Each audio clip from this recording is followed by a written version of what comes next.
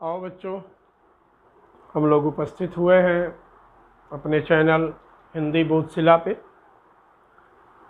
आज मित्रों, कल हम लोग स्वर पर विचार किए थे कि आरों में जो वर्तनी शुद्धि, वाक्य शुद्धि है, ये सब जानने के लिए तो स्वर शुद्धि में हकीकत तो ये है, देखो सही बताओ कि ये जो विषय, ये जो टॉपिक है, ये प्रत्यक्ष शिक्षण का टॉपिक है। इसमें हम दोनों सामने हो, 50 तरह के उदाहरण रखे जाएं, उसके रीजन्स दिए जाएं, आप प्रश्न करें, हम बताते रहें। उसकी जो स्थिति होती है वो बेहतर होती है। फिर भी हम कोशिश कर रहे हैं, जैसे कल स्वर के बारे में मोटा मोटा आपको आइडिया दिया था, कुछ उससे आपको लाभ अवश्य मिलेगा। आज उसी तरह से हम व्यंजन के बारे में और पदों के बारे में थोड़ा सा चयन करेंगे कि क्या कैसे इसमें सुधार लाया जाए। तो सबसे पहले जो हम सबसे ज़्यादा त्रुटि करते हैं वर्ण संयोजनों पर, उस पर हम गौर करें। जैसे मान लीजिए कि हमको श और छ का ज्ञान होना चाहिए। इनकी ध्वनियाँ हम अपने भाषाई व्यापार में लगभग सेम कर लेते हैं, परिणाम कि अपनी वर्तनी में हम इसकी शुद्धता पर कंफर्म नहीं हो पाते कि यार ये है कि ये है। जैसे अधिकतर हम लोग बोल देते हैं रक्षा और रक्षा, तो हम लिखना या बोलना हमको ये है, पर हमारी ध्वनियाँ इस स्तर की हो जाती हैं। भाई उसकी रक्षा करो, रक्षा नहीं, रक्षा है। रक्षा और रक्षा में अंतर है बाबू।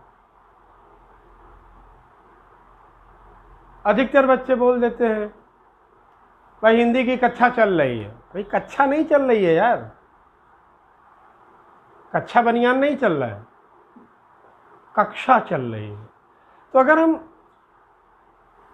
शुद्ध उच्चारण करेंगे तो लेखन हमारा अपने आप शुद्ध होगा। ठीक है मित्रों, तो अब यहाँ पर इस चीज़ का ध्यान रखना, बहुत से ऐसे सारे शब्द आते हैं जिन्हें हम गलत वर्तनी में, हमको बोलना ये रक्षा है और बोल जाते हैं ये रक्षा। अब इसी में मान लीजिए कि हमको अक्षर लिखना है, तो ये अक्षर है, ये भी अक्षर है। अब इसमें से कौन सही है? क्योंकि हम अक्षर बोले हैं, लिखना है हमको अक्षर, तो हम हमेशा अपने उच्चारण पर ध्यान दें।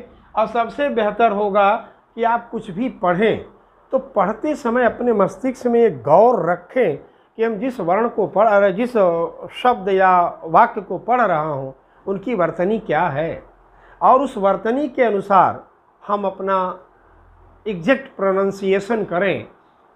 अपने आप सुधार हो जाएगा, ये मेरी गारंटी है। महीना, 15 दिन, 2 महीना ज़्यादा से ज़्यादा आपको मेहनत लगेगी। उसके बाद जब आप वर्तनी को शुद्ध ढंग से बोल के पढ़ेंगे तो आपकी लेखनी अपने आप सही हो जाएगी। यहाँ पर ध्यान रखिएगा मित्र। तो क्ष और क्ष, इनमें आपको विशेष रूप से ध्यान देने की आवश्यकता होगी। इसके पकड़ के लिए कुछ खास नहीं होता। जैसे अक्षर है या अक और ये शर, ठीक है। तो अब ये अक क श से मिलेगा तो क्ष ही बनेगा, क श से मिलेगा तो क्या बनेगा? श बनेगा। तो अब ये क्या हो गया? अक्षर हो गया, अक्षर हो गया। अब इसकी जानकारी के लिए हमें सारी धातुओं, प्रत्ययों का खंगालना पड़ेगा, जो आपके लिए उचित संभव नहीं है। इसके लिए प्रत्यक्ष क्लास और समय की प्रचुरता हो तो हम एक एक वर्ण, क्योंकि आप एक चीज़ जान लो बच्चों, हिंदी भाषा संस्कृत से आई है और संस्कृत विश्व की इकलौती वैज्ञानिक भाषा है। इसके एक एक वर्ण और उन वर्णों से बने प्रत्येक शब्द अपने किसी न किसी नियम से ही गठित हैं। मन ने इनकी रचना नहीं हुई है, ध्यान दीजिएगा इस बात को। क्योंकि हिंदी में क्या है कि हिंदी में सबसे पहला जो हमारा आता है तो हम इसको माहेश्वर सूत्र कहते हैं, माहेश्वर सूत्र होता है, ठीक है ना। यानी ये ध्वनि होती है, ये ध्वनि दो भागों में बढ़ती है, अच और हल। ये अच और हल जब मिलते हैं एक में तो वर्ण बनता है। क्या बनता है? पहला वर्ण। अब इस वर्ण से भी भाषा नहीं बनेगी, इस वर्ण में फिर मात्राक्षर जोड़े जाते हैं। यानी क्या हो जाएगा? वर्ण प्लस मात्राक्षर। अब यही वर्ण जो क ख ग घ अंग है, या अ आ ई उ ए ऐ ओ औ अंग अह, इस तरह से हम जो बोल लेते हैं, यही जब मात्राक्षर में बदलेगा तो क्या हो जाएगा? अम आम इम इम उम रिम रिम लिम रिम एम एम ओम औं अंग अह कम खम गम घम घम चम छम झम झम यम टम टम डम डम लम तम तम दम दम नम पम पम बम बम बम यम रम लम वम सम सम संग हंग लंग शंग। ये बीजाक्षर हुए। अब उन हर बीजाक्षर का जब ये दोनों मलेंगे तो ये बीजाक्षर हो जाएंगे, बीजाक्षर। ये जो बीजाक्षर है, प्रत्येक बीजाक्षर का अपना अर्थ है, अपना बीज है। जैसे हमने यहां पर लिया कम, कम माने पानी, खम, खम माने आकाश, इसी से खगोल बना। गम, गम माने बुद्धि या गणेश। और अगर यही गुम हो गया तो अंधकार, ये किसका बीज मंत्र हो जाएगा? अंधकार का। ये हट गया तो किसका हो गया? ज्ञान या गणेश का। दम, दम माने हो गया देने वाला, दाता। इसी से बना है क्या? जलद, वारिद, देव, देव माने देने वाला। जम, ये जम क्या हो गया? पैदा होना, उद्भूत होना, प्रकट होना। इसी से बनता है पंक ज, नीर ज, वार ज, आत्म ज। तो प्रत्येक बीजाक्षर का अपना मूल अर्थ होता है। अब उन मूल अर्थों में दो तरह के प्रत्ययों का प्रयोग करेंगे बीजाक्षर में मेरे बच्चों। कौन कौन से आते हैं इसमें? ध्यान दीजिए। एक होता है तिंग, तिंग प्रत्यय। तिंग प्रत्यय क्या बनाती है? क्रिया। तिंग प्रत्यय क्या बनाएगी? क्रिया। तीतः अंति सीथ था, उससे क्रिया बनेगी। और दूसरा इसी में लगेगा सुप। ये सुप से क्या बनेगा? नाम धातु।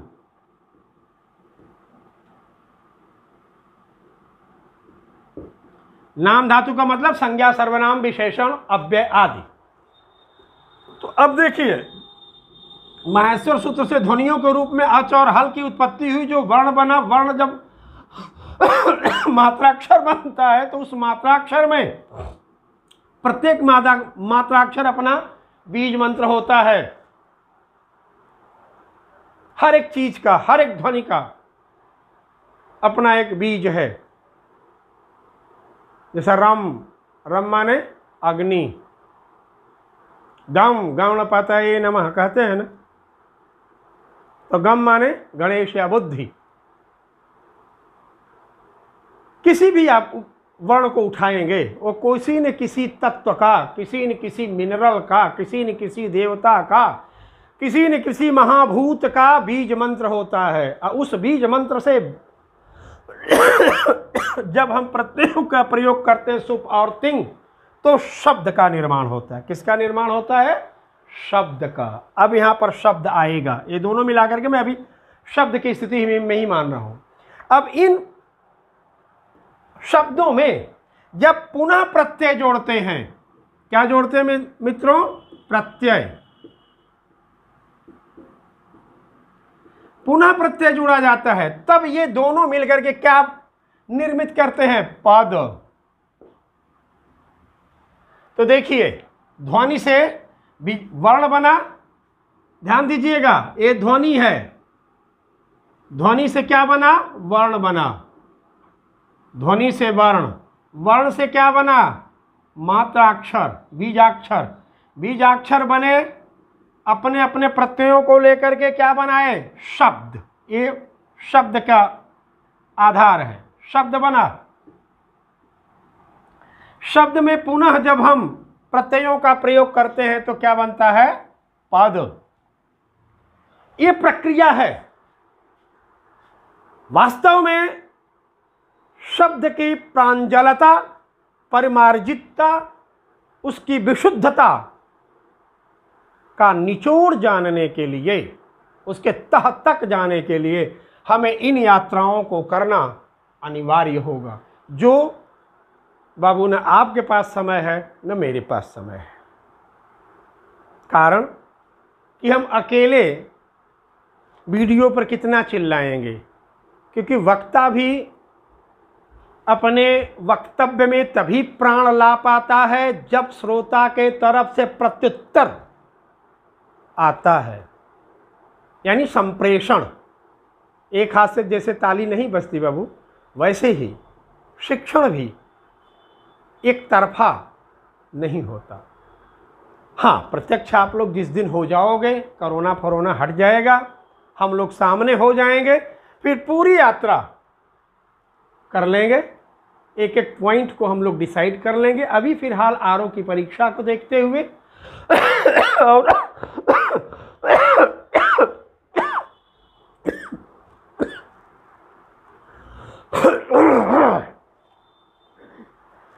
आप लोगों के आग्रह को देखते हुए मैं इसको ब्रेक नहीं करना चाह रहा हूं। जो एक सीरियल चल रहा है कमोवेश करके, वो डेली आपको मिलता रहे। तो इस नाते मेरे बच्चों, ये जो हम लोग व्यंजन या वर्ण पर जा रहे हैं, उसका मूल कारण और मूल यात्रा ये है।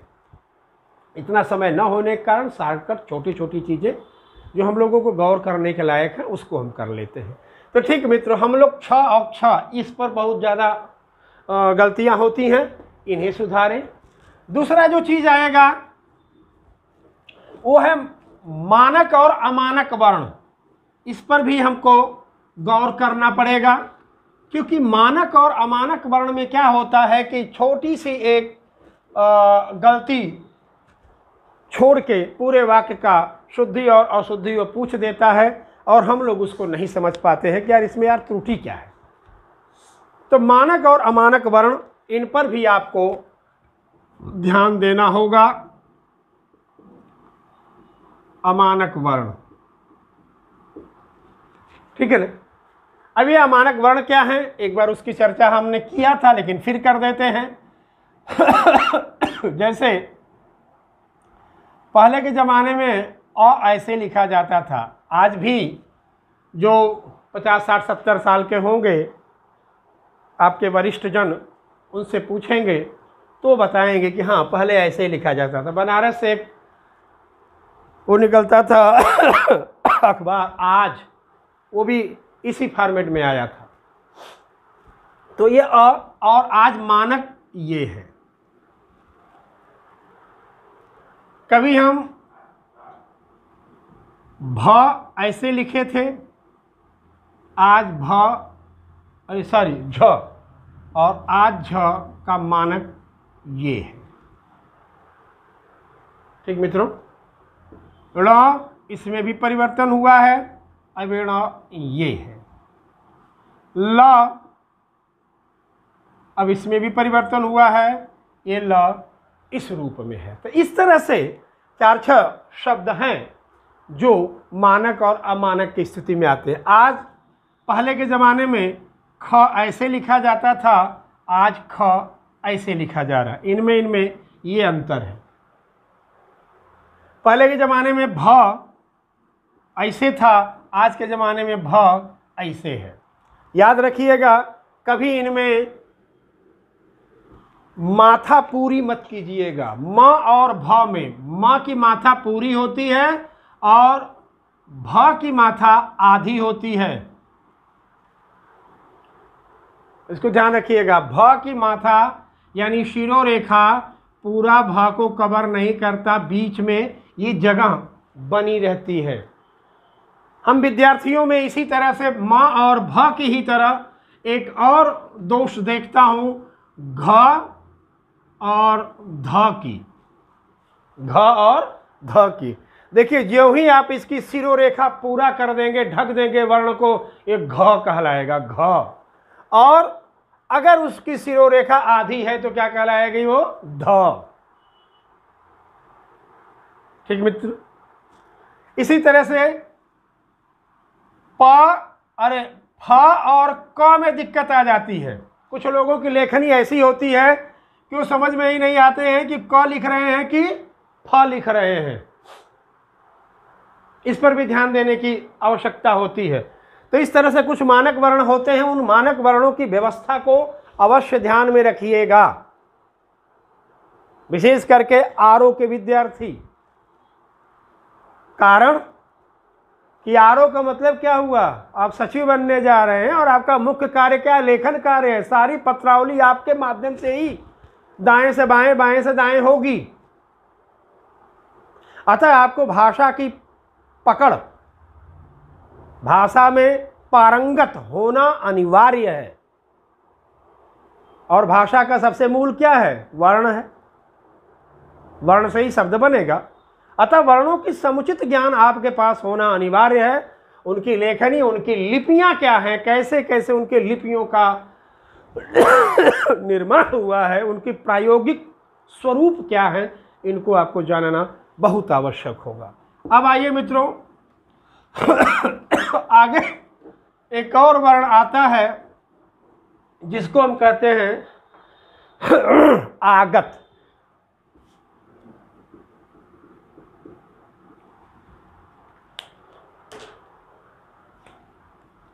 आगत वर्ण, ये वर्ण आता है, आगत वर्ण कहलाता है। ठीक मित्र। अब ये आगत में मुख्य कौन कौन से हैं उनको आप देख लीजिए। जो अरबी फारसी, आगत का मतलब हुआ कि ऐसे वर्ण जो कहीं से आए हैं, अपनी भाषा के व्याकरण से सम्मत नहीं हैं, बल्कि भाषा व्याकरण जिस भाषा को धारण किया है उस भाषा में अन्य भाषाओं के वे वर्ण जो भाषाई व्यापार में स्वतः आ गए हैं, यानी अकॉर्डिंग टू ग्रामर नहीं है, अकॉर्डिंग टू लैंग्वेज, और वो हिंदी भाषा में रच बस गए हो, तो ऐसे वर्णों को हम आगत वर्ण कहते हैं। जिसमें मुख्य रूप से आपका क, ज, ग, फ, क, ज, ग, फ ये वर्ण है। ये फारसी के वर्ण है। फारसी के वर्ण में जैसे हमने मान लो यहां नुक्ता लगा, तो नुक्ता लगते ही संघर्षी हो जाते हैं। ठीक है। जैसे हमको बोलना है काला, हमको बोलना है काला, और हमको बोलना है कातिल, तो काला कातिल, क ख क क ये अंतर है ध्वनियों में। उसी तरह से ज, अगर जैसे मान लो कि हमने यहां लिखा गरज, यहां लिखा हमने गरज, दोनों में अंतर क्या आया? एक गरज है, इसका मतलब क्या हुआ? ध्वनि, ठीक है ना, एक बहुत बड़ी ध्वनि, उसको हम गरज कहते हैं, गर्जना, ठीक है। गरज से ही गर्जना भी बन गया, एक क्रिया बन गई। इस गरज, ये क्या है? गरज, गरज, गरज नहीं, गरज। गरज क्या है? जरूरत, जरूरत, जरूरत यानी आवश्यकता।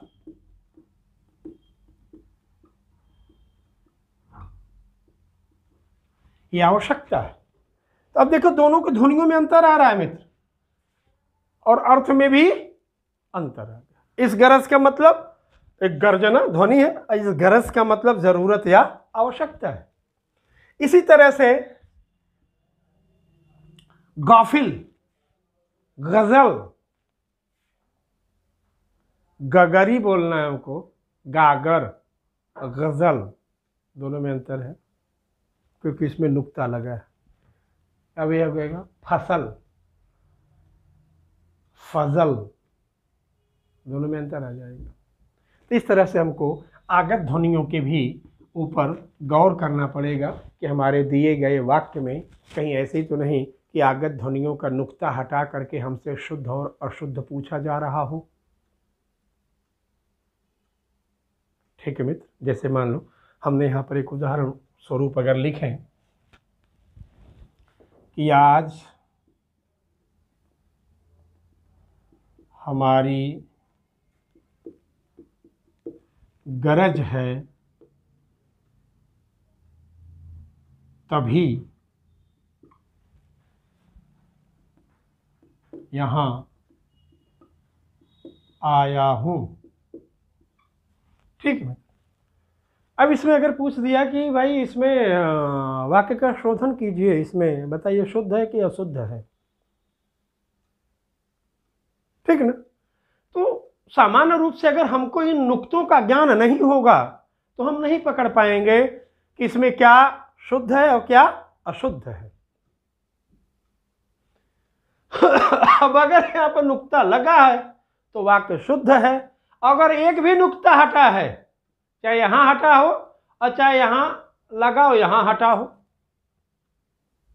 तो ये शब्द जो है फारसी का शब्द है, ये गरज है, गरज, ग र ज, ग बिंदी लगा, ग र ज यहां पर बिंदी लगा। तो हमको इसका ज्ञान होना चाहिए। ये छोटी छोटी सी चीजें दे करके वाक्य का शोधन हमसे पूछा जाता है, अतः आपको आगत वर्णों पर भी ज्ञान, आगत वर्णों का भी ज्ञान होना आवश्यक है। अब इसी तरह से मित्रों आगे आते हैं जो बहुत बड़ी गलती देता है, जिसकी कोई सीमा नहीं है, वो है शा, शा, सा। इनमें बहुत कन्फ्यूजन होता है और मैं आप लोगों को यकीन दिलाऊं कि बढ़िया से बढ़िया परीक्षाओं का जो कापियां आती हैं उनमें इनको लेकर के सबसे ज़्यादा त्रुटि मिलती है, क्योंकि बच्चे समझ नहीं पाते हैं। तो अब ये न समझ पाने में कारण क्या है उनको, कि उनको रट्टाफिकेशन दिया जाता है। नहीं मित्रों, ये रट्टाफिकेशन का विषय नहीं है, ये तकनीकी है। मैंने अभी आपसे बोला ना कि प्रत्येक शब्द अपने एक तकनीक से बना है। अब वो विषय अलग है कि हमको तकनीक सिखाया नहीं जाता, भाषा पढ़ा दी जाती है। उसका भी एक बहुत बड़ा रीजन है, क्योंकि हिंदी को जब तक हम बोटी बोटी गतरिया के काट नहीं लेंगे तब तक अंग्रेजी प्रतिष्ठित नहीं होगी। और इसी प्रक्रिया के अंतर्गत हमारी शिक्षण व्यवस्था भी लॉर्ड मैकाले के द्वारा उसी उद्देश्य की पूर्ति के लिए बनी। जिसे आज भी हम मान के चलते हैं। और लॉर्ड मैकाले की बोई हुई कृषि आज लहरा करके खूब आनंदित स्वरूप में, आनंदित रूप में भारत में फल फूल रही है। आज अंग्रेजी अपने चरम पर है और हिंदी सबसे उपेक्षित भाषा है। हिंदी आज गंवारों की भाषा हो चुकी है। तो हिंदी को प्रज्वलित करने के लिए बहुत सारी व्यवस्थाएं बनाई गई। कभी अंग्रेजों ने बनाया, कभी अंग्रेज पोषितों ने बनाया, और कभी आज तो हम खुद ही बना रहे हैं। तो एक अलग विषय है बच्चों। लेकिन हम यहाँ पर चूँकि नौकरी करना है तो नौकरी निकालना है। नौकरी निकालने के लिए हमको पढ़ाई करना है। पढ़ाई हमको वही काम आएगी जो दे रहे हैं। फिर भी आप यहाँ पर इसकी थोड़ी तकनीकी को जानने की कोशिश कीजिएगा कि ये श कहाँ होगा, ये श कहाँ होगा, ये स कहाँ होगा। ठीक मित्रों, तो हम हल्का फुल्का आपको गाइड करना चाहेंगे कि ये वाला श जब भी आधा दिखे, क्या दिखे? आधा।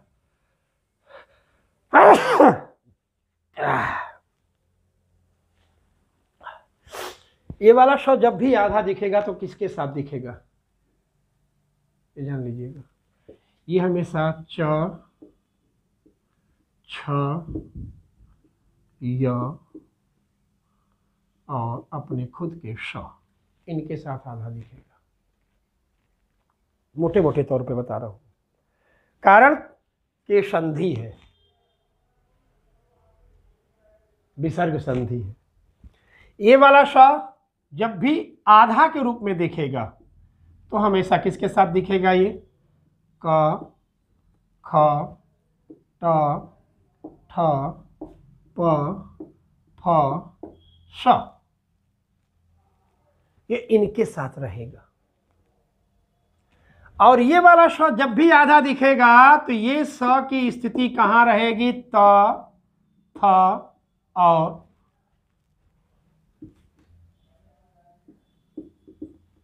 स में, क्योंकि इनका उच्चारण ही वही है। जैसे एक एक का हम आपको उदाहरण दे दें। हम इसी को लेकर के चलते हैं। निश्चिंत, आश्चर्य, निश्चल, ये सारे जब भी आएंगे तो याद रखिएगा आधा श ये वाला होगा। वर्तनी पर आप ध्यान रखिएगा। आवश्यक, निशंक, निशंक, हमेशा ये वाला श में होगा आधा। ठीक है ना? आश्चर्य, आश्चर्य, क्योंकि विसर्ग का परिवर्तन है। याद रखिएगा, विसर्ग यदि च छ से मिलेगा तो विसर्ग स बनेगा। यह मैं आपको वर्ण पढ़ाते समय समझाया हूं, अच्छे से समझाया हूं। ध्यान दीजिएगा। वर्ण का चैप्टर में चले जाइएगा और उसका नाम होगा विसर्गीय व्यंजन। वो विसर्गीय व्यंजन 4 होंगे। श, श, स, ह। जो यहां पर वर्तनी हम लोग देख रहे हैं, अतः हम वर्तनी के दृष्टि से इस चीज को यहां पर दे रहे हैं। हमेशा ये श च, छ या श के साथ ही आएगा, इसको ध्यान रखिएगा। उसी तरह से ये वाला श आधा हमेशा क, ख, ट, ठ, प, फ या श के साथ आएगा। जैसे हमने यहां लिखा पुहकर, क्या हो जाएगा? ये पुष्कर। निष्कर्ष, निष्कर्ष। अनुहुका, अनुष्का। दुहखर, दुष्कर। दुष्कर माने, दुह माने कठिन या दुष्ट, बदमाश। खर माने गधा, बदमाश गधा। उसी तरह से वो ट में इस व्यवस्था के द्वारा ही आएगा। ठीक मित्र? ठ में भी जैसे मिष्ठान, मिष्ठान, नहट, नष्ट। पर अगर अंग्रेजी का शब्द होगा तो जैसे स्टेट, ये स्टेट हिंदी का नहीं है, ये स्टेट हिंदी का शब्द नहीं है, अंग्रेजी का शब्द है, इसको ध्यान रखिएगा। स्टेशन ये अंग्रेजी का शब्द है। हिंदी में 90% यही व्यवस्था लागू होगी। वर्तनी की शुद्धता में हमेशा आप ध्यान दीजिएगा कि यदि वर्तनी की शुद्धता ये श श स ए च छ क ख त थ की स्थिति में ही होंगे। आप अपने किताब उठा लीजिएगा, संधि के समास के जितने भी शब्द होंगे एक जगह रख करके गौर से देखिएगा, आपको यही व्यवस्था दिखाई पड़ेगी। ठीक है। दूसरी चीज कि जहां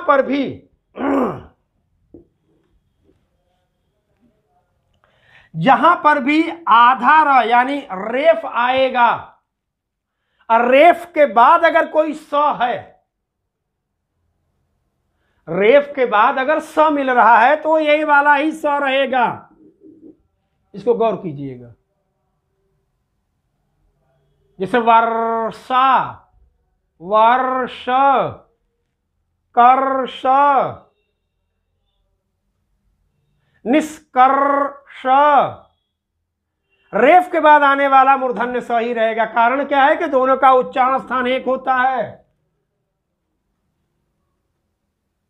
इसका उच्चारण स्थान क्या है? मूर्धा। ऋतु रसाणाम मूर्धा, री रस अस्पर्शी मूर्धा ध्वनियां हैं। तो अब ये अपने साथ जहां पर भी रेफ आएगा वो रेफ के बाद आने वाला श मूर्धन्य श होगा। इस तरह से आप वर्तनी को भी वहां पर गौर कर सकते हैं कि हमारी वर्तनी क्या होगी। ठीक मित्रों, अब आगे चलते हैं कि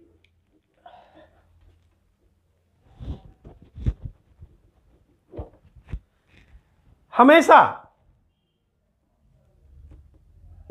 दुर और दुष ये ध्वनियां, ये प्रत्यय ऐसे हैं दुर और दुष, जो अपने किसी वर्ण के साथ जब मिलते हैं तो ये दोनों ध्वनियां इसी ध्वनि को पैदा करते हैं।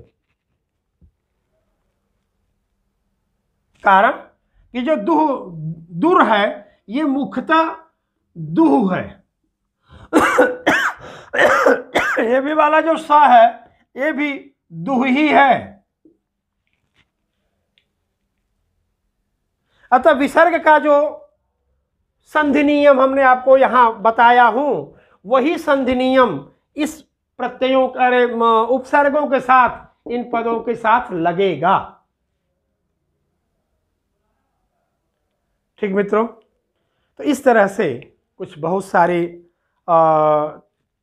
चीजें हैं बेटा, जिनको हम लोगों को बड़े गौर से देखना पड़ेगा और उन पर हमें